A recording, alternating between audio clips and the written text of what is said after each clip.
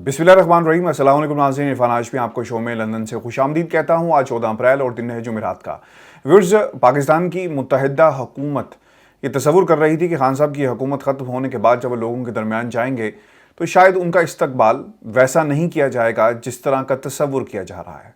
लोग जहाँ से इमरान खान साहब की रैलियाँ गुजरेंगी, जलसे वो करेंगे, तो उसमें शिरकत नहीं करेंगे बल्कि अंडों से इस्तकबाल किया जाएगा। लेकिन पिछले 3 दिन के अंदर पाकिस्तान के अंदर, पाकिस्तान से बाहर लोगों ने जो अपना रिस्पॉन्स दिया, इसके बाद अब तमाम मुत्तहिदा हुकूमत के अंदर जितने भी इत्तेहादी हैं वो परेशान दिखाई देते हैं। खान साहब के लिए लोग निकले, सड़कों पर आए, लीडरलेस सड़कों पर आए, किसी की तरफ से कोई कॉल नहीं दी गई थी। एक ट्वीट किया गया और ये एक ट्वीट तमाम लोगों के लिए वबाले जान बन गया। इतवार के रोज़ लोग सड़कों पर आए और फिर अब ये जो जलसा खान साहब ने किया पेशावर के अंदर, इसने ऐलान कर दिया है और एक ख़तरे की घंटी बजा दी है उन तमाम क़ुव्वतों के लिए जिन्होंने खान साहब की हुकूमत को घर भेजा।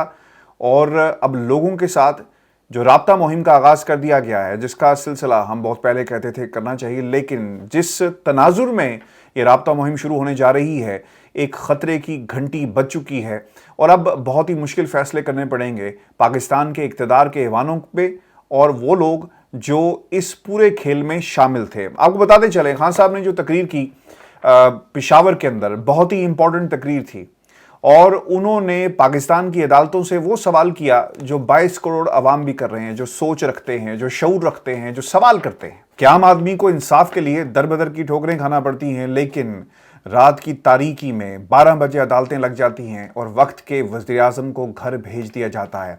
आज खान साहब ने अपनी तकरीर के अंदर ये इन अदालतों से सवाल किया और ये इसलिए भी इम्पॉर्टेंट है क्योंकि अब इस बात को जितना भी छुपाया जाए, जितना भी इस पर बात कम से कम की जाए, क्योंकि अदालतों का एहतराम बहुत ही ज़रूरी है। और खान साहब ने अपनी तकरीर के अंदर भी कहा कि मैं बड़े एहतराम के साथ पाकिस्तान के इदारों से पूछता हूँ कि मैंने जेलें काटी, मैं आज़ाद अदलिया के लिए जेल में गया, लेकिन ये वो आज़ाद अदलिया नहीं है जिसके लिए हमने तगदो की थी। अब कहीं ना कहीं पाकिस्तान की अदालतें और वो लोग जो इस फैसले के अंदर जिन्होंने ये फैसला दिया ज़रूर सोचते होंगे कि हमें कोई ना कोई रीज़न ज़रूर देना चाहिए थी, कोई ना कोई ऐसा प्रेसिडेंट ज़रूर देना चाहिए था जिसके मुताबिक ये सब कुछ हुआ। लोग ये कहते हैं कि आइन और कानून के मुताबिक फ़ैसला किया गया, लेकिन व्यूअर्स याद रखिएगा, सेपरेशन ऑफ पावर के तहत अदालतों के पास ये इख्तियार नहीं है कि वो पार्लियामेंट की अंदर अपना इख्तियार इस्तेमाल करें, जिसके ऊपर ये डिप्टी स्पीकर ने रूलिंग दी। और ये बात हम बार बार इसलिए कर रहे हैं ताकि आपको पता चल सके कि पाकिस्तान की अदालतें रात 12 बजे लगी तो सवाल तो ज़रूर पूछा जाएगा। ये अदालतें दिन की रोशनी में भी लग सकती थी, लेकिन अदालतों को रात की तारीकी में लगाया गया। और इंटरेस्टिंग फैक्ट ये है कि जब अदालतें लगी, फैसला आ गया और जब सेशन बुलाया जाता है तो फिर जजेस अपने घरों से निकलते हैं और सुप्रीम कोर्ट पाकिस्तान की तरफ उनका जो मोटरकेड था, रवां दवा था, तो फिर सवाल उठा कि अब तो फैसला आप लोगों ने दे दिया, अब क्यों घरों से निकले हो। यानी तैयार बैठे थे, अदालतों के दरवाजे खुल गए, एक अदालत का दरवाज़ा नहीं खुला बल्कि 2 अदालतों के दरवाजे खुले और पाकिस्तान की आवाम अब इसके ऊपर सवाल कर रही है। खान साहब ने अपनी तकरीर के अंदर एक बहुत ही इंपॉर्टेंट बात कही है और ये इस निज़ाम की एक चार्ज शीट है। इस निज़ाम के ऊपर पूरे का पूरा ख़ानदान ज़मानत के ऊपर है, केसेस उनके ऊपर चल रहे हैं और फिर उसके बावजूद ये तमाम चीज़ें किसी को नज़र नहीं आ रही और वो ख़ानदान मुल्क की बागडोर जो है वो संभाल रहा है। और बागडोर संभालने का मतलब ये हुआ कि अदालतों के अंदर जो केसेस थे उनका फ़ैसला खुदा जाने कब होगा, लोग गायब हो जाते हैं, ट्रांसफ़र्स हो जाती हैं, छुट्टी पर भेज दिया जाता है। लेकिन इस ख़ानदान को इक़्तिदार में लाने के लिए जो ताकतें जिन्होंने ये सब कुछ खेल खेला, अब वो ज़रूर बेनकाब होंगी और ज़रूर एक्सपोज होंगी। खान साहब ने एक और भी बात ये कही कि क्या न्यूक्लियर प्रोग्राम इन दो डाकू, ये जो 2 डाकू हैं जिसका हवाला उन्होंने दिया, क्या वो इसकी हिफाजत कर सकते हैं। बहुत ही इंटरेस्टिंग फैक्ट है। अब ये सिर्फ अदालतों को वो नहीं बात कर रहे, बल्कि वो पाकिस्तान के इदारों से भी ये पूछ रहे हैं। और जो उनकी तकरीर थी, ये एक बड़ा बुनियादी सा सवाल था कि पाकिस्तान की जो ताकत है वो न्यूक्लियर पावर है। यूक्रेन के अंदर जो कुछ भी हुआ, उनसे उनके हथियारों को सरेंडर करवाया गया اور پھر آپ نے دیکھا کہ رشیا نے کس طرح چڑھائی کر دی، اور اگر خدا نہ خواستہ ہمارے ایٹمی پروگرام کو کمپرومائز کر دیا جاتا ہے تو پھر پاکستان کا کیا حال ہوگا؟ یہ ایک بہت بڑا سوال ہے۔ پاکستان کی طرف کوئی میلی آنکھ سے نہیں دیکھ سکتا۔ آپ کو صرف مراسلے آتے ہیں، پھر مراسلے نہیں آئیں گے، پھر یہاں پر فوجیں اتریں گی، بالکل اسی طرح جس طرح عراق میں اتری، دنیا کے دیگر ممالک میں اتری، جہاں جہاں بھی جو عالمی طاقتیں گئی انہوں نے اپنی مرضی کی نہ صرف حکومتیں بنوائی بلکہ پہلے حکومتیں گرائی، اور یہ اس بات کا منہ بولتا ثبوت ہے جو ہم اس وقت پاکستان کے اندر حالات دیکھ رہے ہیں۔ اور خان صاحب نے نیوکلیئر پروگرام کے حوالے سے یہ بات جو کہی ہے یہ بہت ہی انٹرسٹنگ بھی ہے، اور پہلی دفعہ پاکستان کے اداروں کی توجہ دلوا رہے ہیں اس پورے عمل کی طرف۔ آپ کو یہ بتاتے چلیں، خان صاحب نے ایک تیسری جو بات بڑی امپورٹنٹ کی، انہوں نے کہا کہ اب 1970 کا پاکستان نہیں ہے کہ آپ وقت کے وزیر اعظم کو راستے سے ہٹا دیں، گھر بھیج دیں، اور پھر جو کچھ پاکستان کی عدالتوں نے کیا وہ تاریخ کا ایک ایسا سیاہ باب ہے۔ حیرانگی کی بات یہ ہے کہ پاکستان پیپلز پارٹی کو اس مدعے کو اٹھانا چاہیے تھا، امریکہ کی بات کرنی چاہیے تھی، لیکن حیرانگی اس بات کی ہے کہ بلاول بھٹو زرداری صاحب CNN کو بھی انٹرویو دیتے ہیں اور باقی جو عالمی میڈیا اس کو بھی انٹرویو دے رہے ہیں، اور پھر وہ یہ بات بضد ہیں کہنے پر کہ خان صاحب پاکستان کے اندر امریکی جو سازش ہے اس کا حصہ ہیں، خط کے ذریعے باقاعدہ طور پر اکسایا جا رہا ہے اور ایک غلط میسج پورٹریٹ کیا جا رہا ہے۔ اب حیرانگی اس بات پہ بھی ہے کہ اگر یہ خط موجود نہیں ہے، جس طرح یہ اپوزیشن جو اب متحدہ حکومت میں یہ تمام لوگ آگے، تو پھر انٹرسٹنگلی ان سے یہ بھی سوال کیا جائے کہ آپ نے اس خط کو دیکھا نہیں، اس مراسلے کو پڑھا نہیں، اس کے مدرجات کے بارے میں آپ کسی قسم کی بھی کوئی آگاہی نہیں رکھتے، تو کس بنیاد کے اوپر آپ نے یہ کہنا شروع کر دیا؟ اور حیرانگی کی بات یہ ہے کہ first year, second year, third year, fourth year اس متحدہ حکومت کا جہاں بھی موجود ہے وہ یہ کہتا ہے کہ ایک سازش ہے، اور خان صاحب چیخ چیخ کر کہتے رہے کہ آئیں آپ کو خط دکھاتے ہیں، کمیٹی بنا دیں، دعوت نامے دیے گئے، لیکن کمیٹی نہیں بنی اور انہوں نے اس دعوت ناموں کو قبول نہیں کیا۔ اب جو مرضی کر لیں، پاکستان کے ادارے، عدالتیں سب کچھ آ کر یہ کہہ دیں کہ یہ ایک جھوٹا خط تھا، یاد رکھیے گا اب قوم اس کو نہیں مانے گی۔ بہت دیر ہو گئی، اور جب یہ موقع دیا گیا اس وقت کسی نے یہ گوارا نہیں کیا، کیونکہ سامنے انہیں وزارتیں نظر آ رہی تھی، پاکستان کا اقتدار نظر آ رہا تھا۔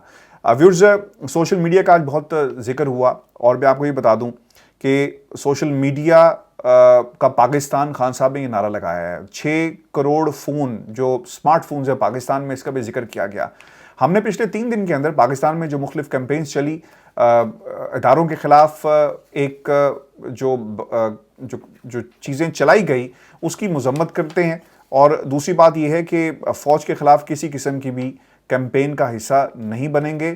اور خان صاحب نے بھی اپنے پیغام میں یہ بھی کہا کہ جب وہ ایک بیوہ سے ملے، ایک شہید کی بیوہ سے، تو انہوں نے کہا کہ ہم تو ان لوگوں کی جنگ لڑ رہے تھے اور انہوں نے ہمارے ہی پیاروں کو شہید کر دیا۔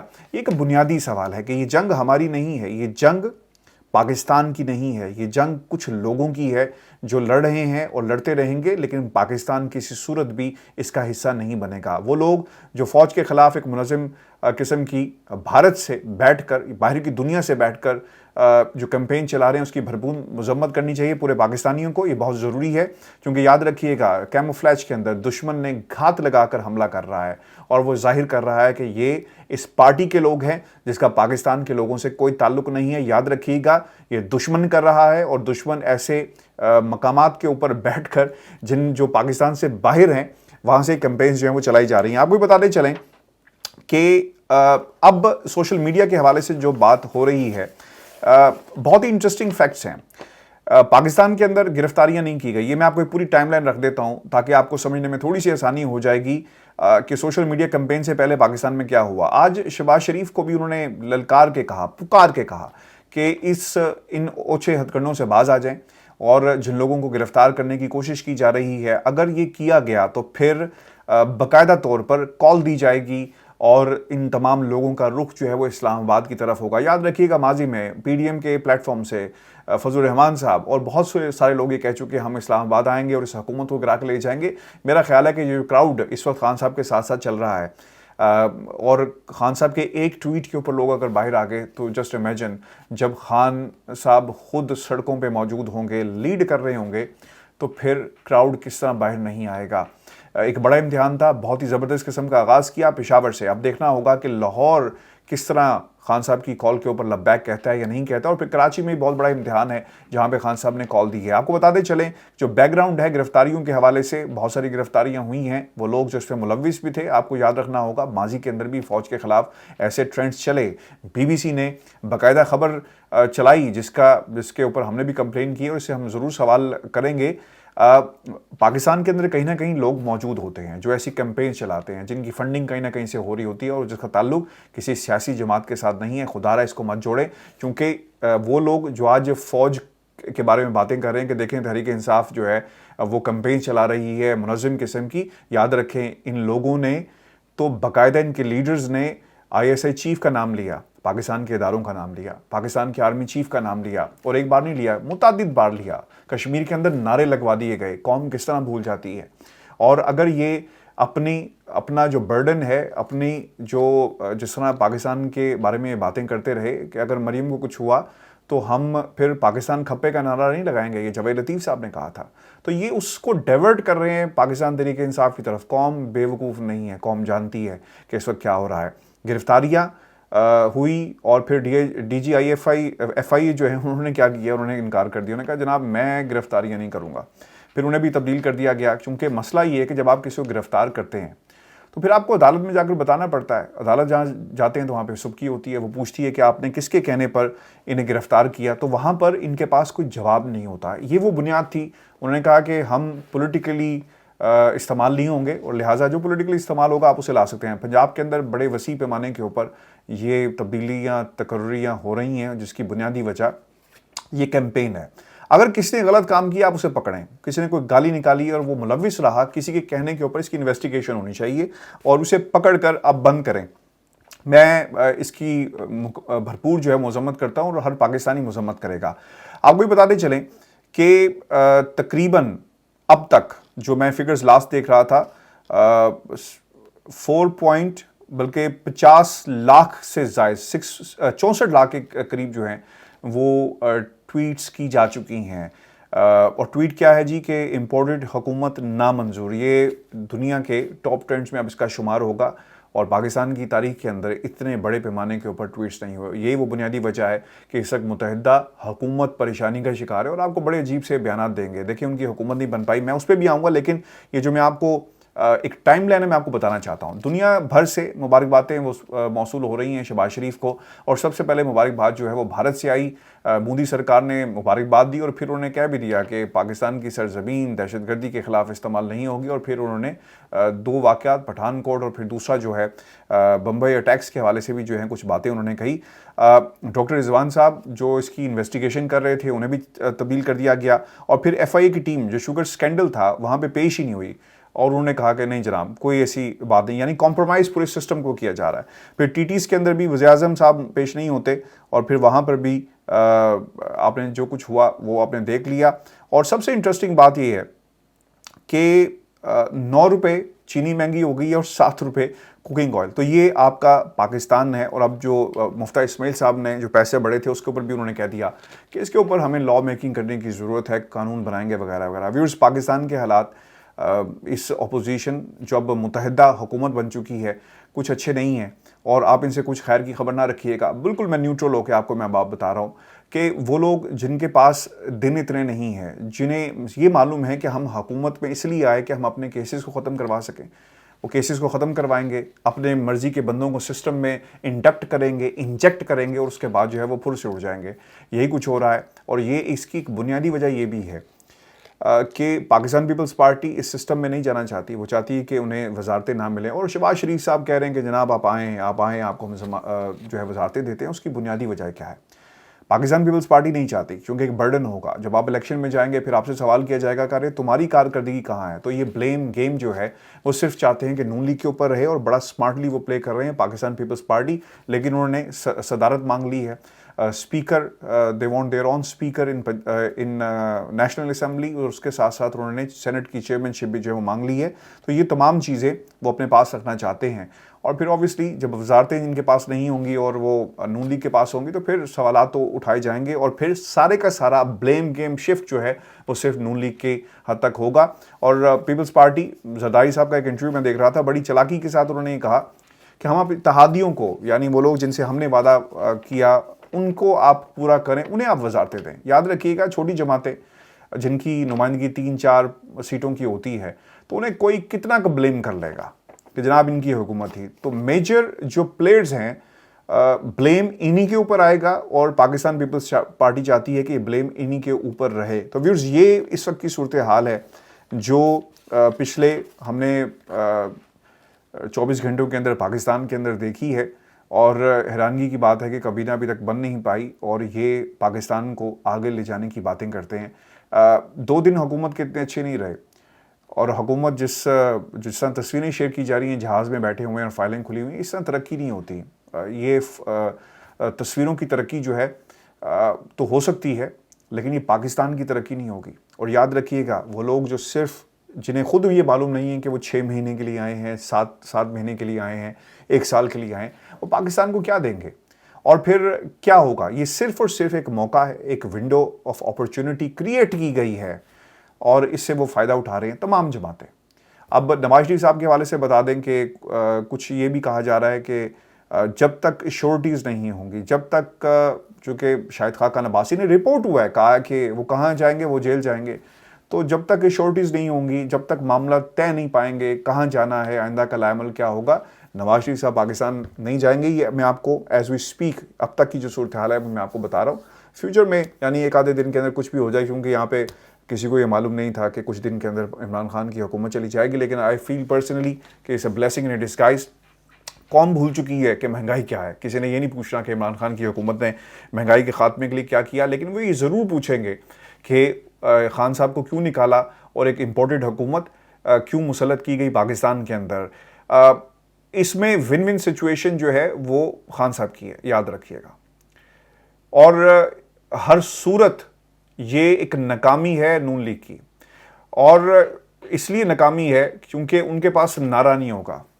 आपको हुकूमत मिल गई, अवाम जो पॉलिटिकल एजेंडे हैं, जो पॉलिटिकल जो कैंपेन्स चलती हैं, वो किसी न किसी बयानिए पे चलती हैं। वो क्या कहेंगे कि हमने एक हुकूमत को घर भेजा मिलकर, महंगाई कम करने आए थे, लेकिन जो रिपोर्ट्स हैं 9 रुपये चीनी महंगी हो गई साथ। ये किस तरह जस्टिफाई किया जाएगा, जस्टिफाई नहीं कर सकते।